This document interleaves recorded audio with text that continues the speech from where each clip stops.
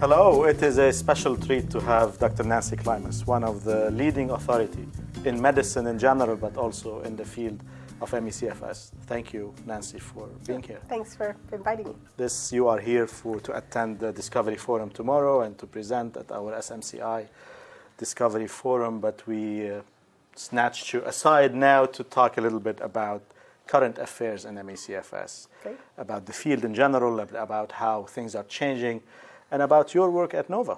You, Nancy, have dedicated your entire life, if I may say so, to the plight of MECFS patients and to the advancement of our understanding of the knowledge in this field at the basic science level and at the clinical science level. So it's a special treat again to be with you. So thank you for coming.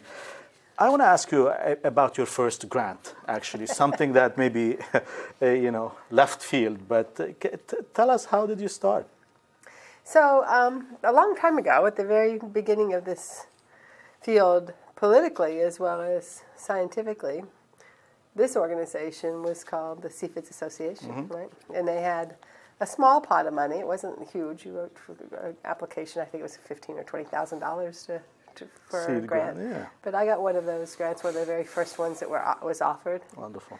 And it got me, the funny thing about grant money is that it does more than buy science. It buys a little spot in the university with some respect, a little credibility, little time. Yeah. So if you're working on a field like this, penniless, your chairman's like, "What are you doing?" But if you say, "Hey, man, I got my first little grant here now. Let's work this out." So it was helped me. I was at the University of Miami at the time, and it helped me start my clinical research. And now the operation at Nova has, 60 scientists you have? We have 60 people. 60 people, yeah. We've got about 14 or 15 faculty members, and then technicians and clinical staff and administrative staff. That's quite an operation. It is so exciting. It's not just that there's that many people. It's actually who they are. Yeah. What happened was kind of serendipity. We were working also in an illness, Gulf War illness, very similar then to MECFS, and but much better funded, and we were doing this work with many different universities, and we'd written this great big grant. It's called a consortia grant that the Department of Defense was offering, and we were awarded this grant.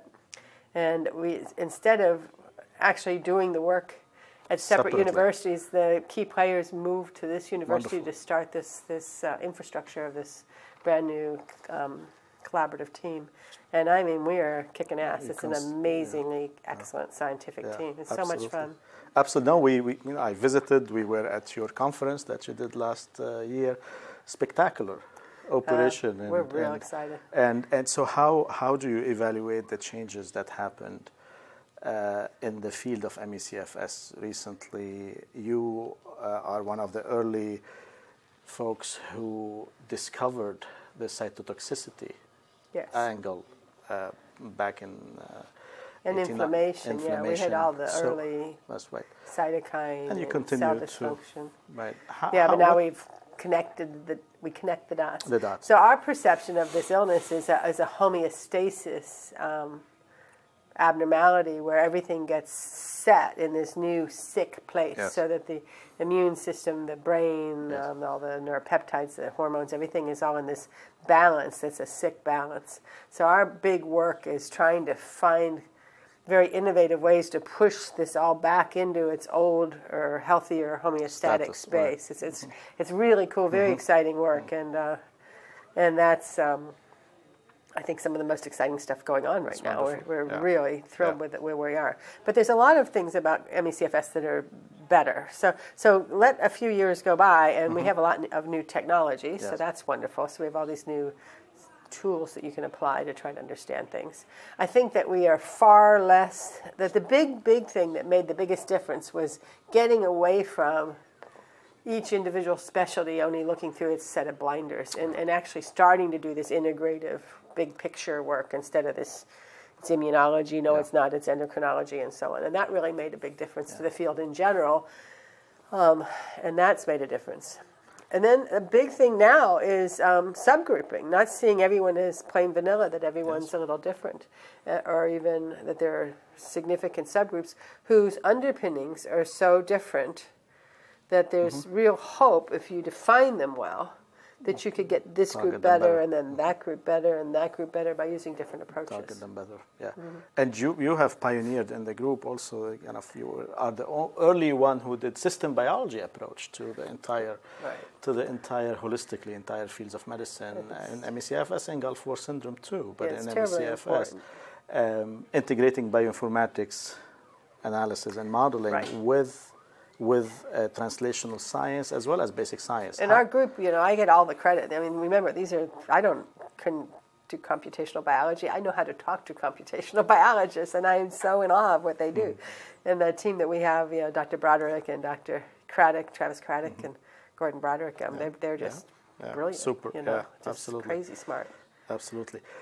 Nancy, the barriers now that are still continuing to be detraction for MECFS. How do you, define for us the top 2 or 3 barriers that you see? Me? I have a lot of focus on this illness. Holy moly. So it's so interesting. So let me parallel 2 illnesses for you. Gulf War illness and chronic fatigue syndrome. Gulf War was in 1991, right? So there's a war. A whole bunch of people came home sick, about a third.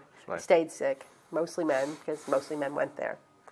And they were veterans. They had served their country. The Congress was committed to trying to do something about this. The budget for Gulf War illness in an average year, somewhere around $35 million a year, 40 in a big year, for the roughly 250,000 ill veterans, and they deserve every nickel of that. Absolutely, it should be done. But if you can see that investment has moved us to the point of 22 clinical trials in Gulf War illness, right? With that level of investment. So where are we in MECFS? You're looking at this thing and you're saying, all right, our NIH RFA is nice. It's all about pathogenesis and what are the underpinnings. And you need to know that stuff to design clinical trials. Right. But where is the mechanism to do a clinical trial? We have been, in Gulf War illness, we started doing the systems biology later than the work that we were doing in MECFS. I'm in clinical trial. Yes. Okay, and we're pushing homeostasis. I went from a virtual clinical trials to cell-based models to animal models. We cured a bunch of mice. Right. We're in now human. We're in human. Right. I mean, we're in it. We're there. Done. We're there. And we're in our first phase 1 study. How exciting. How long did that take? About 8 years. Right. About 8 years ago, I had my first systems biology data in MECFS. I was ready to start doing this modeling then. Right. And, we've done a lot of work. It's not that we've been idle, but we've done it, smoke and mirrors and relatively small funds. But we are in the MECFS world. We have the models. We know what to do. We're ready for human clinical trial. I should have been there first. Right. And but the lack of investment. There's no place to go. Is what? Because it was so frustrating. Because with the VA and with the DoD, the DoD in particular, it's a mechanism, congressionally directed medical research, phenomenal mechanism because they can spin on a dime. They change the direction of what their portfolio is looking like every single year. They redo their whole thing. Okay, this is what we learned this year. What do we do with that knowledge that makes and the focus, laser focus, get these guys better? More nimble. Move it to clinical trial. Yeah. Move it. Yeah. Fascinating work, but we're not doing crazy hypothetical weirdness stuff here. We want stuff that's going to help these vets. Absolutely. And I love that. That's a really nice way to handle a portfolio. Yeah. So I've learned a lot from that experience. Yeah, and I'm on a lot of committees. I'm on lots of committees that have to do. So in addition to being able to call myself a clinician, which is what I define myself first, and then as a clinical investigator would be, is public policy. Because when you end up being very outspoken, you find yourself in a position where you have to speak up and you have to put your expertise out there. And I know, and the community knows, that you are one of the top people in the field who volunteer their time all the time on committees and is an outspoken and eloquent representation of our disease. So thank you. I'm not always eloquent. Thank you for thank you for leading the Eloquent's charge. a great word. And That's so true. and you are a beloved clinician too. I mean, that's what I think. This thing. I'm not praising you for nothing. We know your reputation in the field. So right now, Nancy, if you have an opportunity to invest in one particular area or in one particular clinical avenue, where would you put your money? I know this is a kind of unfair to you. Well, kind of biased too, Yeah. because I have a lot of curiosity, again, around this subgrouping thing. Right. I believe the path we're on, where we can scientifically model in a in silico environment in a computer, such a complicated disease, and run thousands and thousands of trials in a computer before we have to bring it back home. Yeah. I think that if, for our group, the fact that we were able to take an animal model and that was the equivalent of 10 years of chronically ill and flip it back into a normal pattern and make these animals healthy is so promising that I'm ready to do clinical trials right now without an animal model. I don't need an animal model. Our in silico thing worked. And so if the Gulf War phase 1 study is also promising, I feel like the trainer wheels are off and let's just get going. This is so exciting. That's great. So I'm very enthusiastic about that. I dare say that this Gulf War trial that we're just launching right now will be done in about a year. Will be our proving ground. Wonderful. So let's hope that it's as good as we hope it should be. And can MECFS arms be added to that trial? Absolutely, Is that absolutely. In fact, I have one private foundation, research institute, that's going to fund our first chronic fatigue. Wonderful. So I actually have that protocol in hand, and we're hiring the clinical coordinator. She starts next Monday, actually. Wonderful. So I'm hoping to be in a chronic fatigue homeostatic reboot trial. Wonderful. By early next year. Wonderful. And here at our organization, we took a decision also to invest in clinical trials. In fact, some of the folks smart, that in all honesty. are because, as you mentioned, this availability of high throughput technologies now, we can do screening, whether it's in the immune system, whether it's genomic, whether it's lipidomic, whether it's... You're almost talking like personalized medicine and doing little. We're almost there. And some people say we are there. I'm not thinking. I think that's good enough for subgrouping. Sure. Okay?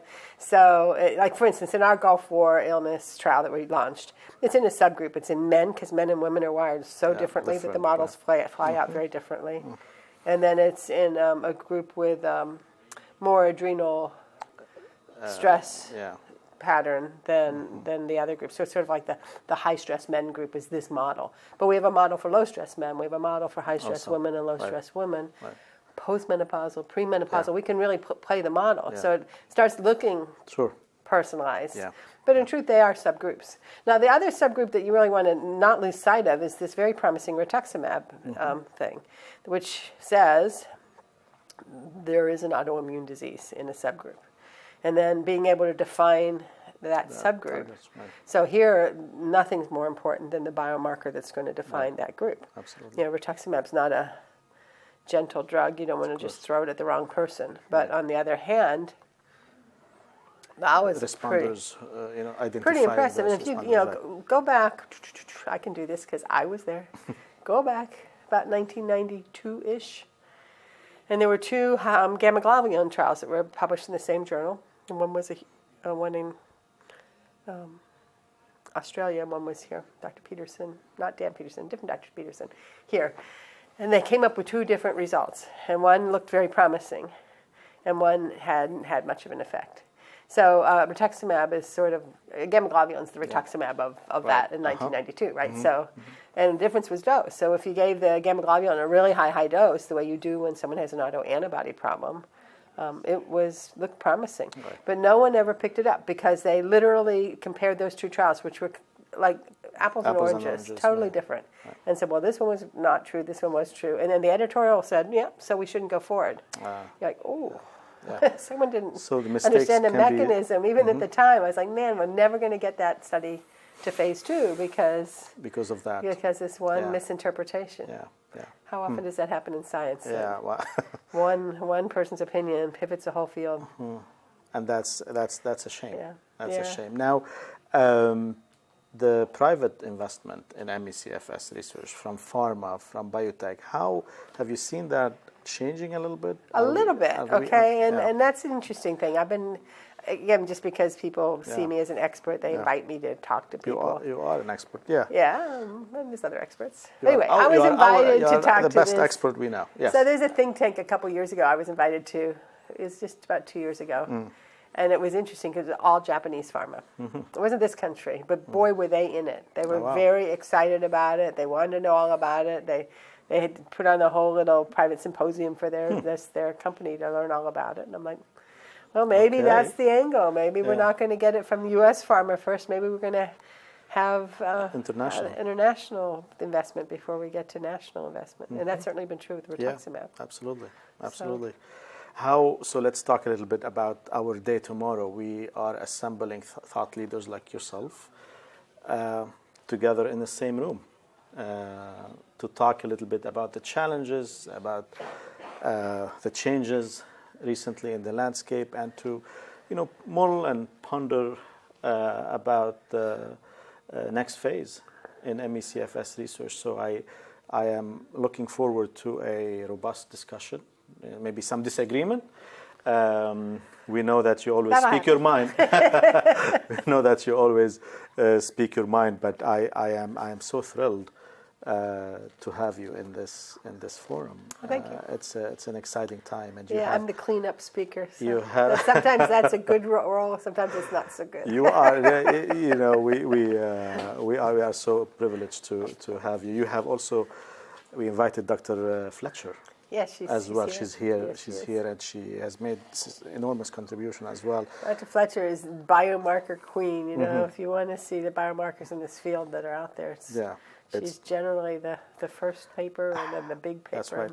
Have you always been working with Marianne? Marianne was my mentor. Yeah, no, is that right? I was in Marianne's laboratory as both a student and as a fellow. I had a National Cancer NCI fellowship in laboratory immunology in Marianne's laboratory. And so when we were both at University of Miami at the time, and so when I started my career, it was actually perfect because I was a clinical immunologist, they're kind of rare as hen's teeth. And here was this laboratory that Marianne had that was not just a research lab, a CLIA certified reference laboratory. Wow. So she was coming up with new biomarkers and then rolling them out and making them available for clinical practice. Wow. So her laboratory and my career, I couldn't have had this career without Marianne and her laboratory. She's kind of collaboration. She's great, and she's such a mentor. She's all these young scientists in her laboratory that are wonderful. So lucky to have her. We are going to announce soon our 2017 Ramsey Awards.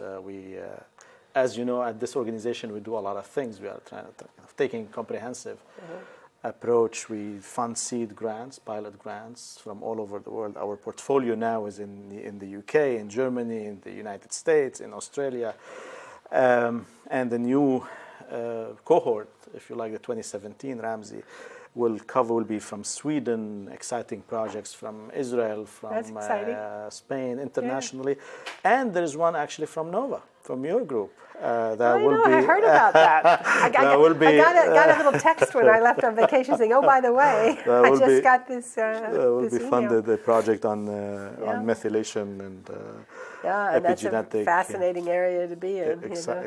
Exciting, and that all happened because of your mentorship of these scientists, independent scientists who are working in your group. It's interesting. I had a kind of a method to my madness when I went to Nova after being, universities, you sort of get stuck in the mold that you're in. And sometimes you have to pick up and leave to create something very different. And so when we got to Nova and we had this opportunity to be very different, I found a way to protect time for investigators, young investigators, so they really could just do nothing but science. And And Dr. Nathanson is one of those scientists. It's been 3 solid years just rolling out terrific work because we were able to. We had a private donor that gave us enough money that I could sort of get between all those people and clinical obligations. That's great. It was great. And you were able to get that administratively too. Yes. Give them protection. Because you had the center, right? So that was interesting because this is one of those big fish, little pond, little fish, big pond situations. So University of Miami, where I was forever with Dr. Fletcher, it's a nice university, good size, has a great big research portfolio. We had substantial funding, but we were not their showcase people. You know, they had their great big cardiology group, and they were, we just had to beg a lot to get anything. And Nova asked if we might come. And they were changing their direction. They've been pretty much an education place without a big research portfolio, except in oceanography where they were just phenomenal. But they had not much in the way of basic medical sciences, right? So when they brought us, we came with a great big handful of grants, and they loved that. And so they gave us tremendous support. I mean, I can't tell you. I mean, we have hard money lines that I didn't have to pay for, and in space, and they built out this temp space while they were building that gorgeous building that you were in, and now we're in this state-of-the-art, beautiful space, facility. And the fantastic resources. This is exciting. So they've been very happy with us. We've been thrilled.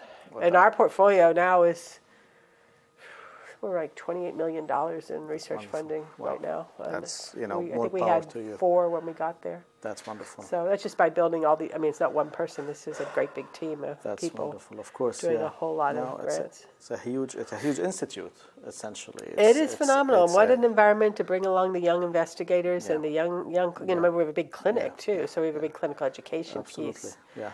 And we are collaborating on a registry, also platform that we are launching soon. And Dr. Klimas has been one of the early ones to support us with that, to enroll patients and all that good stuff. It's one of those dire needs in the community to understand the natural history of the disease, essentially, to build these kind of platforms. So, Nancy, we are so thrilled that you are here. Thank you. Thank you so much for gracing us with your presence. We look forward to a beautiful conversation tomorrow. And that'll be interesting. And I'm real excited about these 3 new centers, and you've got them coming, right? Yes, it looks to me like you had everybody was represented. All of them is here. So it'd be kind of fun to hear what their plans are.